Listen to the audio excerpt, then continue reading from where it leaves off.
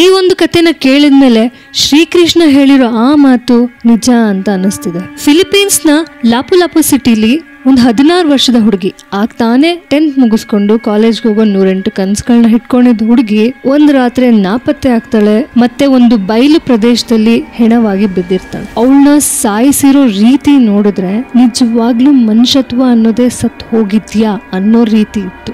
Philippine ನ ಲಾಪು ಲಾಪು ಸಿಟಿಯ ಮಾಕ್ಟಾನ್ ಎಂಬ ಒಂದು ಚಿಕ್ಕ ಊರಲ್ಲಿ ಕ್ರಿಸ್ಟಿನ್ ಮತ್ತೆ ಅವ್ರ ತಂದೆ ತಾಯಿ ಒಂದು ಡೀಸೆಂಟ್ ಮಿಡಲ್ ಕ್ಲಾಸ್ ಫ್ಯಾಮಿಲಿನ ನಡೆಸ್ತಾ ಇರ್ತಾರೆ. ಕ್ರಿಸ್ಟಿನ್ ಕೂಡ 10th ಮುಗಿಸಿರ್ತಾಳೆ. ಕ್ರಿಸ್ಟಿನ್ ಒಂದು ರಿಲಿಜಿಯಸ್ ಹುಡುಗಿ ಆಗಿರ್ತಾಳೆ. ಅವಳು ಎವ್ರಿ ಸಂಡೇ 4 o'clock ಅವ್ರ ಮನೆ ಹತ್ರ ಇರೋ ಚರ್ಚ್ಗೆ ಯಾವಾಗ್ಲೂ ಹೋಗ್ತಿರ್ತಾಳೆ. ಹೋಗಿ 4 ಗಂಟೆಗೆ ಹೋಗಿ ವಾಪಸ್ 6 ಗಂಟೆಗೆ ಬರ್ತಿರ್ತಾಳೆ. ಹಾಗೆ ಒಂದಿನ ಅವ್ರ ಅಮ್ಮಂಗೆ ಹೇಳ್ತಾಳೆ ಚರ್ಚ್ಗೆ ಹೋಗಿ ಬರ್ತೀನಿ ಅಂತ. ಯಾವಾಗ್ಲೂ ಹೇಳೋ ತರಾನೇ ಚರ್ಚ್ಗೆ ಹೋಗಿ ಬರ್ತೀನಿ ಅಂತ ಹೇಳ್ತಾಳೆ. ಅವ್ರ ಅಮ್ಮನೂ ಸರಿ ಅನ್ಬಿಟ್ಟು ಹೇಳ್ತಾರೆ ಬೇಗ ಮನೆಗೆ ಬಾ ಹುಷಾರಾಗಿ ಅಂತ ಹೇಳಿ ಕಳಿಸ್ತಾರೆ. ಅವತ್ತು 4 ಗಂಟೆ ಹೊರಟಿದ ಕ್ರಿಶ್ಚಿಯನ್ ಸಂಜೆ 7 ಗಂಟೆ ಅವ್ರ ಅಪ್ಪ ಬಂದಿರು ಕೂಡ ಅವಳು ಬಂದಿರಲ್ಲ. ಅವ್ರ ಅಮ್ಮಗೆ ಫುಲ್ ಚಿಂತೆ ಆಗ್ತಿರುತ್ತೆ. ಅವ್ರ ಅಪ್ಪನ್ ಹೇಳ್ತಾರೆ ಏನ್ ಯೋಚನೆ ಮಾಡ್ಬಿಡ ಬರ್ತಾಳೆ ಅಂತ ಹೇಳ್ತಾರೆ. 8 ಗಂಟೆ ಆಯ್ತು. ಕ್ರಿಶ್ಚಿಯನ್ ಯಾವ ಕಡೆನೋ ಅವಳೊಂದು ಸುಳಿವು ಕೂಡ ಇರಲ್ಲ. ಎಲ್ರಿಗೂ ಚಿಂತೆ ಶುರು ಆಗುತ್ತೆ. ಅವ್ರ ಅಪ್ಪ ಅಮ್ಮ ಅಕ್ಕಪಕ್ಕ ಮನೆಯವ್ರನ್ನ ಕೇಳಕ್ ಶುರು ಮಾಡ್ತಾರೆ. ಅಕ್ಕಪಕ್ಕ ಮನೆಯವ್ರು ಎಲ್ಲರೂ ಸೇರ್ಕೊಂಡು ಕ್ರಿಶ್ಚಿಯನ್ ಹುಡ್ಕಕ್ ಶುರು ಮಾಡ್ತಾರೆ. ಎಷ್ಟೋ ತನಕ ಹುಡುಕ್ಮೇಲೆ ಕ್ರಿಶ್ಚಿಯನ್ ಸಿಗದಿರೋ ಕಾರಣ ಪಕ್ಕದಲ್ಲಿರೋ ಪೊಲೀಸ್ ಸ್ಟೇಷನ್ಗೆ ಕಂಪ್ಲೇಂಟ್ ಕೊಡ್ತಾರೆ. ಪೊಲೀಸರು ಸೇರ್ಕೊಂಡು ಎಲ್ಲ ಅವ್ರ ಅಕ್ಕಪಕ್ಕ ಮನೆ ಅಕ್ಕಪಕ್ಕನೇ ಹುಡುಕ್ತಾ ಇರ್ತಾರೆ. ಅವಾಗ ಕೂಡ ಕ್ರಿಶ್ಚಿಯನ್ ಯಾವುದೇ ತರ ಸುಳಿವು ಕೂಡ ಸಿಕ್ಕಿರ್ಲಿಲ್ಲ.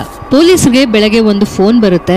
ಅದೇ ಊರಿನ ಒಬ್ಬ ರೈತ ಫೋನ್ ಮಾಡಿ ನಮ್ ಹೊಲದಲ್ಲಿ ಯಾವ್ದೋ ಒಂದು ಹೆಣ ಬಿದ್ದಿದೆ, ಅದು ಹುಡುಗಿದು ಅಂತ ಹೇಳ್ತಾನೆ. ಅವಾಗ ಪೊಲೀಸು ಕ್ರಿಶ್ಚಿಯನ್ ಅವ್ರ ಅಪ್ಪ ಅಮ್ಮನ್ನು ಕರ್ಕೊಂಡು ಅದೇ ಪ್ಲೇಸ್ಗೆ ಹೋಗ್ತಾರೆ. ಅಲ್ಲಿ ಹೋದ ನಂತರ ಆ ಒಂದ್ ದೃಶ್ಯ, ಆ ಹೆಣ ಬಿದ್ದಿರೋ ದೃಶ್ಯನ ನೋಡಿ ಎಲ್ರೂ ಒಂದ್ ಸೆಕೆಂಡ್ ಭಯ ಆಗ್ಬಿಡ್ತಾರೆ. ಏನಿದು, ಇದು ಮನುಷ್ಯರು ಮಾಡಿರೋದ ಅಥವಾ ಯಾವ್ದಾರ ಪ್ರಾಣಿ ಮಾಡಿರೋದ ಅಂತ. ಆ ಒಂದ್ ದೇಹದ ಮೇಲೆ ಯಾವ್ದೇ ತರ ಬಟ್ಟೆ ಇರಲ್ಲ. ಬಟ್ಟೆ ಕೂಡ ಎಲ್ಲ ಚಲ್ಲಾಪಿಲ್ಲಿ ಆಗಿರುತ್ತೆ. ಕ್ರಿಸ್ಟಿನ ಅಲ್ವಾ ಅಂತ ಕಂಡಿಡಿಯಕ್ಕೂ ಸ್ವಲ್ಪ ಕಷ್ಟ ಆಗ್ತಿರುತ್ತೆ. ಮತ್ತೆ ಅಲ್ಲೇ ಬಿದ್ದಿರೋ ಜೀನ್ಸ್ ಬಟ್ಟೆಗಳನ್ನ ನೋಡಿ ಅವ್ರ ಅಪ್ಪ ಅಮ್ಮ ಕ್ರಿಶ್ಚಿಯನ್ ಅಂತ ಕನ್ಫರ್ಮ್ ಮಾಡ್ತಾರೆ. ಯಾಕೆ ಕ್ರಿಶ್ಚಿಯನ್ ಅಂತ ಕಂಡುಹಿಡಿಯೋಕೆ ಅಷ್ಟು ಕಷ್ಟ ಆಯ್ತು ಅಂದ್ರೆ ಆ ಒಂದು ಕೊಲೆಗಾರ ಕ್ರಿಶ್ಚಿಯನ್ ನ ಕೊಲೆ ಮಾಡಿರೋ ರೀತಿ ಕೇಳಿದ್ರೆ ನಿಮ್ಗೂ ಭಯ ಆಗ್ಬಿಡುತ್ತೆ. ಕ್ರಿಶ್ಚಿಯನ್ ನ ಮುಖ ಅಂದ್ರೆ ತಲೆಯಿಂದ ಮುಖವರೆಗೂ ಅದನ್ನ ಹಾಫ್ ಸ್ಲೈಸ್, ಪಿಜ್ಜಾ ಸ್ಲೈಸ್ ತರ ಮಾಡಿ ಅವಳ ಹಾಫ್ ಫೇಸ್ ನ ತೆಗ್ದಿದ್ದಾರೆ. ಹೌದು, ಅವಳ ಹಾಫ್ ಫೇಸ್ ನ ತೆಗ್ದಿದ್ದಾರೆ. ಅಷ್ಟಕ್ಕೆ ನಿಂತಿಲ್ಲ. ಅದಾದ್ಮೇಲೆ ಆಸಿಡ್ ನ ತಗೊಂಡ್ ಬಂದು ಅವಳ ತಲೆ ಒಳಗೆ ಹಾಕಿದ್ದಾರೆ. ತಲೆ ಒಳಗೆ ಹಾಕಿರೋ ಕಾರಣ ಅವಳ ಫೇಸ್ ಫುಲ್ ಸುಟ್ಟೋಗಿದೆ. ಜಾ ಲೈನ್ಸ್, ಟೀತ್ ಏನಿದೆ ಎಲ್ಲ ಕೂಡ ಸುಟ್ಟೋಗಿದೆ ಕಂಪ್ಲೀಟ್ ಆಗಿ. ಇದು ಮನುಷ್ಯರು ಮಾಡಿರೋ ರೀತಿನೇ ಅನ್ನಿಸ್ಬಾರ್ದು ಅನ್ನೋ ರೀತಿಲಿ ಮಾಡಿದ್ದಾರೆ. ಅಷ್ಟಕ್ಕೇನೂ ನಿಲ್ತಿಲ್ಲ. ಅವಳ ಗಂಟ್ಲ ಹತ್ರ ಚಾಪ್ ಮಾಡಿದ್ದಾರೆ. ಚಾಪ್ ಮಾಡಿ ಅದರೊಳಗಿರೋ ಆರ್ಗನ್ಸ್ ನ ಕೈಯಿಂದ ಅಗ್ಲ ಮಾಡಿ ಗಂಟ್ಲನ್ನ ಅದರಿಂದ ಆರ್ಗನ್ಸ್ ಕೂಡ ಎತ್ತಿದ್ದಾರೆ. ಸೀರಿಯಸ್ಲಿ ನನಗಿದು ಇಮ್ಯಾಜಿನ್ ಮಾಡ್ಕೊಳ್ಳೋಕೆ ಕೂಡ ತುಂಬಾನೇ ಕಷ್ಟ ಆಗ್ತದೆ. 16 ವರ್ಷದ ಹುಡುಗಿ ಹೇಗೆ ಸಾಧ್ಯ? ಇದನ್ನೆಲ್ಲ ನೋಡ್ತಿದ್ದ ಊರ್ ಜನಕ್ಕೆ ಮತ್ತೆ ಕ್ರಿಶ್ಚಿಯನ್ ಅಪ್ಪ ಅಮ್ಮಂಗೆ ತುಂಬಾನೇ ಕೋಪ ಬರುತ್ತೆ, ಬೇಜಾರಾಗುತ್ತೆ, ಎಲ್ಲಾನು ಆಗುತ್ತೆ. ಊರ್ ಜನ ಎಲ್ಲರೂ ದಂಗೆನೆ ಎದೊಳ್ತಾರೆ. ಇಷ್ಟೊಂದು ಭಯಂಕರವಾಗಿರೋದು ಆ ಕೇಸ್ ಇಲ್ಲಿವರೆಗೂ ನೋಡದೇ ಇರೋ ಕಾರಣ ಎಲ್ರಿಗೂ ತುಂಬಾನೇ ಕೋಪ ಬಂದಿರುತ್ತೆ. ಎಲ್ರು ರೋಡ್ ಬಂದು ಹೋರಾಟ ಮಾಡ್ತಿರ್ತಾರೆ. ಈ ಒಂದು ವಿಷಯ ನೇಷನ್ ವೈಡ್ ಎಲ್ರಿಗೂ ಗೊತ್ತಾಗಿರುತ್ತೆ. ಗವರ್ಮೆಂಟ್ ಮೇಲೆ ಮತ್ತೆ ಪೊಲೀಸ್ಗೆ ತುಂಬಾನೇ ಪ್ರೆಷರ್ ಆಗ್ತಾ ಇರುತ್ತೆ. ಪೊಲೀಸರು ಈ ಸಾಧ್ಯತೆ ಕೂಡ ಹೇಳ್ತಾರೆ, ಯಾರೋ ಮಾಟ ಮಂತ್ರ ಮಾಡೋಕ್ಕೋಸ್ಕರ ಕ್ರಿಶ್ಚಿಯನ್ ಬಲಿ ಕೊಟ್ಟಿರ್ಬೇಕು, ಇಲ್ಲ ಅಂದ್ರೆ ಯಾರೊಬ್ಬ ಹೆವಿ ಡ್ರಗ್ಸ್ ತಗೊಂಡು ಈ ಒಂದ್ ಕೆಲಸನ ಮಾಡಿರ್ಬೇಕು ಅಂತ ಹೇಳ್ತಾರೆ. ಇದನ್ನ ಕೇಳಿ ಪಬ್ಲಿಕ್ ಇನ್ನೂ ಜಾಸ್ತಿ ಕೋಪ ಬರುತ್ತೆ. ಪಬ್ಲಿಕ್ ಪ್ರೆಷರ್ ತುಂಬಾ ಜಾಸ್ತಿ ಇರೋ ಕಾರಣ ಪೋಸ್ಟ್ ಮಾರ್ಟಮ್ ರಿಪೋರ್ಟ್ ಅಲ್ಲಿ ಕ್ರಿಶ್ಚಿಯನ್ಗೆ ಯಾವುದೇ ತರ ರೇಪ್ ಆಗಿಲ್ಲ ಅಂತ ತಿಳಿಸ್ತಾರೆ. ಪೊಲೀಸ್ಗೆ ಯಾರ್ಯಾರ ಮೇಲೆ ಸಂಶಯ ಆಗುತ್ತೋ ಅವ್ರನ್ನೆಲ್ಲ ಕರೆಸಿ ವಿಚಾರಿಸ್ತಾರೆ. ಅದ್ ಯಾರದೇ ವಿರುದ್ಧ ಸಾಕ್ಷಿಗಳು ಸಿಗಲ್ಲ. ಗವರ್ಮೆಂಟ್ ಮತ್ತೆ ಪೊಲೀಸ್ ಮೇಲೆ ಪ್ರೆಷರ್ ಜಾಸ್ತಿ ಆಗಿರೋ ಕಾರಣ NBI ಏನೋ ಒಂದು ಸ್ಟ್ರಾಂಗ್ ಇನ್ವೆಸ್ಟಿಗೇಷನ್ ಏಜೆನ್ಸಿ ಕೈಲಿ ಈ ಕೇಸ್ ನ ಒಪ್ಪಿಸ್ತಾರೆ. ಇವರು ಕೇಸ್ ನ ತುಂಬಾ ಸೀರಿಯಸ್ ಆಗಿ ತಗೊಂಡು ಕ್ರಿಶ್ಚಿಯನ್ ಸಂಜೆ ಚರ್ಚ್ಗೆ ಎಷ್ಟು ಗಂಟೆಗೆ ಹೋದ್ಲು, ಎಷ್ಟು ಗಂಟೆಗೆ ಬಂದ್ಲು ಅನ್ನೋ ಒಂದು ಚರ್ಚಲ್ಲಿರೋ ಲಾಗ್ ಬುಕ್ ಅಲ್ಲಿ ತೆಗೆದು ನೋಡಿದಾಗ ಕ್ರಿಶ್ಚಿಯನ್ 45 minutes ಬೇಗ ಚರ್ಚ್ ಇಂದ ಹೊರಟಿರ್ತಾಳೆ. ಯಾಕೆ ಅಂತ ತಿಳ್ಕೊಳ್ಳೋಕೋಸ್ಕರ CCTV ಫುಟೇಜ್ ಚೆಕ್ ಮಾಡ್ತಿರ್ಬೇಕಾದ್ರೆ ಕ್ರಿಸ್ಟಿನ್ ಒಬ್ಬ ವ್ಯಕ್ತಿ ಜೊತೆ ನಡ್ಕೊಂಡು ಹೋಗ್ತಿರ್ತಾಳೆ. ಆ ವ್ಯಕ್ತಿ ಮುಖ ಕಾಣಿಸ್ತಿರಲ್ಲ, ಯಾಕಂದ್ರೆ ಕ್ಯಾಮ್ರಾ ಹಿಂದೆ ಇರೋ ಕಾರಣ ಆ ವ್ಯಕ್ತಿ ಬರೀ ಹಿಂದೆ ಇರೋ ಮಾತ್ರ ಕಾಣಿಸ್ತಿರುತ್ತೆ, ಮುಂದೆಯಿಂದ ಕಾಣಿಸ್ತಿರಲ್ಲ. ಆ ಹುಡುಗಿ ಕ್ರಿಸ್ಟಿನ್ ಅಂತ ಕನ್ಫರ್ಮ್ ಆಗಿರುತ್ತೆ. ಇದೇ CCTV ಫುಟೇಜ್ ಅಲ್ಲಿ ಕ್ರಿಸ್ಟಿನ್ ನ ಲಾಸ್ಟ್ ಟೈಮ್ ನೋಡಲಾಗಿದೆ. ಪೊಲೀಸ್ ಅವರು ಕ್ರಿಸ್ಟಿನ್ ಹಿಸ್ಟ್ರಿ ತಿಳ್ಕೋಬೇಕು ಅಂತ ಅವ್ರ ಅಪ್ಪ ಅಮ್ಮನ ಹತ್ರ ಹೋಗಿ ಏನಾದ್ರು ವಿಚಾರಿಸ್ತಾರೆ. ಅವಾಗ ಅವ್ರ ಅಪ್ಪ ಅಮ್ಮ ಹೇಳ್ತಾರೆ, ನಮ್ಗೆ ಕ್ರಿಸ್ಟಿನ್ ಬಗ್ಗೆ ಅಷ್ಟು ಅವಳು ಯಾರ ಜೊತೆ ಮಾತಾಡ್ತಾಳೆ, ಯಾರ ಜೊತೆ ಮಾತಾಡಲ್ಲ ಅಷ್ಟು ಗೊತ್ತಿಲ್ಲ ನಮ್ಗೆ. ಯಾವಾಗ್ಲೂ K-pop ಸೀರೀಸ್ ಅಂತ ನೋಡ್ಕೊಂಡಿರ್ತಾಳೆ ಅಂತ, ನೀವು ಅವ್ರ ಫೋನ್ ಚೆಕ್ ಮಾಡಿ ಅಂತ ಕೊಡ್ತಾರೆ. ಫೋನಲ್ಲಿ ತೆಗೆದು ನೋಡಿದಾಗ ಒಂದ್ ನಂಬರ್ ಕಾಲ್ ಹೋಗೋದು ಬರೋದು ಮಾಡ್ತಿರುತ್ತೆ. ಆ ನಂಬರ್ ಬಂದ್ಬಿಟ್ಟು ಜಾನ್ ಬಂದ್ಬಿಟ್ಟು ಕ್ರಿಸ್ಟಿಯನ್ ಎಕ್ಸ್ ಬಾಯ್ ಫ್ರೆಂಡ್ ಆಗಿರ್ತಾರ. ಆತಾನೆ ಅವರಿಬ್ಬರಿಗೂ ಬ್ರೇಕಪ್ ಆಗಿರುತ್ತೆ. ಸೊ ಪೊಲೀಸ್ ಅವರೆಲ್ಲ ಕನ್ಕ್ಲೂಷನ್ ಬಂದು ಜಾನೇ ಈ ಒಂದು ಹತ್ಯೆ ಮಾಡಿರ್ಬೇಕು. ಜಾನ್ ಮೇಲೆ ಚಾರ್ಜ್ ಶೀಟ್ ಕೂಡ ರೆಡಿ ಮಾಡ್ಬಿಟ್ಟಿರ್ತಾರೆ, ಕೋರ್ಟಲ್ ಕೂಡ ಸಬ್ಮಿಟ್ ಮಾಡ್ಬಿಟ್ಟಿರ್ತಾರೆ. ಆದ್ರೆ ಜಾನ್ ಅವ್ರ ಅಪ್ಪ ಅಮ್ಮ ಜಾನ್ ಅವತ್ತಿನ ರಾತ್ರಿ ಅವ್ರ ಜೊತೆನೆ ಇದ್ದ ಅಂತ ಹೇಳೋಕೆ ಅವ್ರ 10 ಸಾಕ್ಷಿಗಳನ್ನ ನಾವು ರೆಡಿ ಮಾಡಕ್ ಸಿದ್ಧವಾಗಿದೀವಿ ಅಂತ ಅವ್ರು ಜಾನ್ ಅವ್ರ ತಂದೆ ತಾಯಿ ಹೇಳ್ತಾರೆ. ಮತ್ತೆ ಪಬ್ಲಿಕ್ ಹಾಗೆ ಅನ್ಸುತ್ತೆ, ಜಾನ್ ಏನು ಈ ತರ ಇಷ್ಟೊಂದು ಭಯಂಕರ ಕೃತ್ಯ ಮಾಡಕ್ ಸಾಧ್ಯನೇ ಇಲ್ಲ, ಇವರು ಕೇಸ್ ನ ಕ್ಲೋಸ್ ಮಾಡಕ್ಕೋಸ್ಕರ ಹುಡುಗನ ಮೇಲೆ ಹಾಕ್ತಾ ಇದಾರೆ ಅಂತ ಪಬ್ಲಿಕ್ ಕೂಡ ಪ್ರೆಷರ್ ಕೊಡಕ್ ಶುರು ಮಾಡುತ್ತೆ. ಅವಾಗ ಕೋರ್ಟು ಕೂಡ ಜಾನ್ ರಿಲೀಸ್ ಮಾಡುತ್ತೆ. NBI ಕೂಡ ಬ್ಯಾಕ್ಔಟ್ ಆಗ್ತಾರೆ. ಹಾಗಾದ್ರೆ ಕ್ರಿಸ್ಟಿನ್ ನ ಇಷ್ಟು ಭಯಂಕರವಾಗಿ ಇಷ್ಟು ಕ್ರೂರವಾಗಿ ಕೊಂದಿರುವಂತ ಕೊಲೆಗಾರ ಯಾರು? ಕೇಸ್ ನಡೀತಾ 1 ತಿಂಗಳಾಗೋಗ್ಬಿಟ್ಟಿತ್ತು.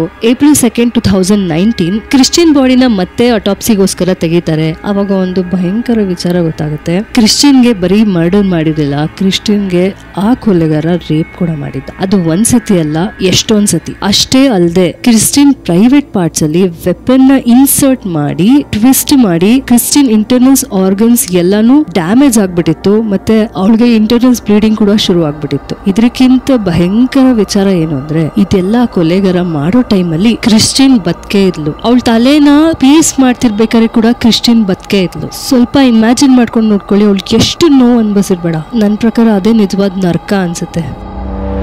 ಕೇಸ್ ನಡೀತಾನೆ ಇತ್ತು. ಇನ್ನು ಆ ಕೊಲೆಗಾರ ಯಾರು ಅಂತ ಪತ್ತೆ ಆಗಿರ್ಲಿಲ್ಲ. ಲಾಪು ಸಿಟಿಲಿ ಅವಾಗ ಒಂದು ಕಳ್ತನ ಆಗುತ್ತೆ. ಒಂದ್ ಅಂಗಡಿಲಿ ಹಗ್ಲೊತ್ತಲೆ ಕಳ್ಳ ಒಂದೇನೋ ಸಾಮಾನೆಲ್ಲ ಕತ್ಕೊಂಡು ಓಡೋಗ್ತಿರ್ತಾನೆ. ಆ ಟೈಮಲ್ಲಿ ಆ ಅಂಗಡಿ ಮಾಲಕ ಅವನ್ನ ಹಿಡ್ಕೊಂಡು ಅವನ್ನ ಪೊಲೀಸ್ಗೆ ಒಪ್ಪಿಸ್ತಾರೆ. ಪೊಲೀಸ್ ಒಪ್ಪಿಸ್ಮೇಲೆ ಅವನ ಹೆಸರು ರೊನಾಟೋ ಆಗಿರುತ್ತೆ. ರೊನಾಟೋ ಬಂದು ಎಲ್ಲ ಹೇಳ್ತಾನೆ, ನಾನು ಈ ತರ ಕಳ್ತನ ತುಂಬಾ ದಿನದಿಂದ ಮಾಡ್ಕೊಂಡು ಬರ್ತಾ ಇದ್ದೀನಿ ಅಂತ ಹೇಳ್ತಾನೆ. ನೆಕ್ಸ್ಟ್ ಡೇ ಅಂದ್ರೆ 22 April 2019 ಅಲ್ಲಿ ಒಂದು ವಿಷಯನ ಬಾಯ್ ಬಿಡ್ತಾನೆ ರೊನಾಟೋ.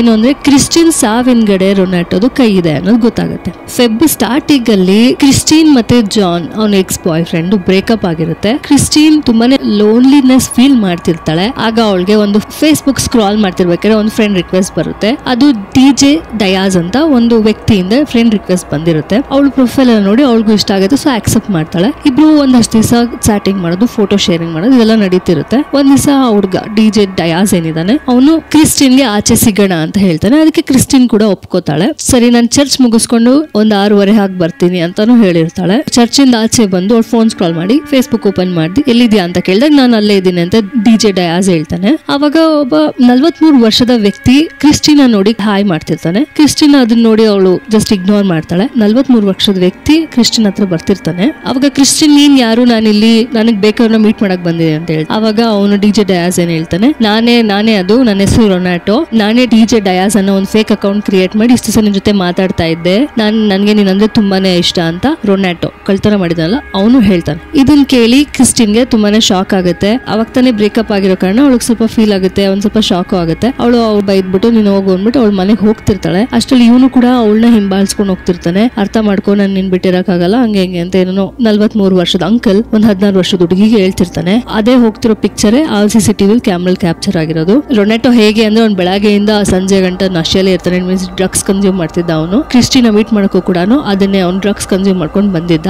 ಎಷ್ಟೇ ಹೇಳಿದ್ರು ಕ್ರಿಸ್ಟಿನ್ ಒಂದ್ ಮಾತು ಕೇಳದೇ ಇರೋ ಕಾರಣ ಕ್ರಿಸ್ಟಿನ್ ನ ಬಲವಂತವಾಗಿ ಒಂದು ಸಂಧಿ ಒಳಗೆ ಕರ್ಕೊಂಡೋಗಿ ಆ ಪೊದೆಯಲ್ಲಿ ಅವಳನ್ನ ರೇಪ್ ಮಾಡ್ತಾನೆ. ಜೊತೆಗೆ ಇಷ್ಟು ಭಯಂಕರವಾಗಿ ಮರ್ಡರ್ ಮಾಡ್ತಾನೆ. ಅವಳ ಪ್ರೈವೇಟ್ ಪಾರ್ಟ್ಸ್ ಅಲ್ಲಿ 20ಕ್ಕಿಂತ ಜಾಸ್ತಿ ಸತಿ ಚಾಕುನ ಚುಚ್ಚಿರ್ತಾನೆ. ಮತ್ತೆ ಅವಳ ಫೇಸ್ ಬೇರೆ ಯಾರು ಗುರ್ತಿಡಿಬಾರ್ದು ಅಂತ ಮನೆಗೆ ಹೋಗಿ ಅವನ ಬಟ್ಟೆ ಎಲ್ಲ ಬದಲಾಯಿಸ್ಕೊಂಡ್ ಬಂದು ಅಂಗಡಿಲಿ ಆಸಿಡ್ ನ ಪರ್ಚೇಸ್ ಮಾಡಿ ತಗೊಂಡ್ ಬಂದು ಕ್ರಿಸ್ಟಿನ್ ತಲೆನ ಬಗ್ದು ಅದ್ರೊಳಗೆ ಆಸಿಡ್ ತುಂಬಿರ್ತಾನೆ. ಇದನ್ನೆಲ್ಲ ಕೇಳಿದ ಪೊಲೀಸ್ ಗಳಿಗೆ ತುಂಬಾನೇ ಶಾಕ್ ಆಗುತ್ತೆ. ಏನು ಈ ವ್ಯಕ್ತಿ ಈ ತರ ಒಂದು ಘಟನೆನ ಮಾಡಕ್ ಸಾಧ್ಯನಾ ಅಂತ.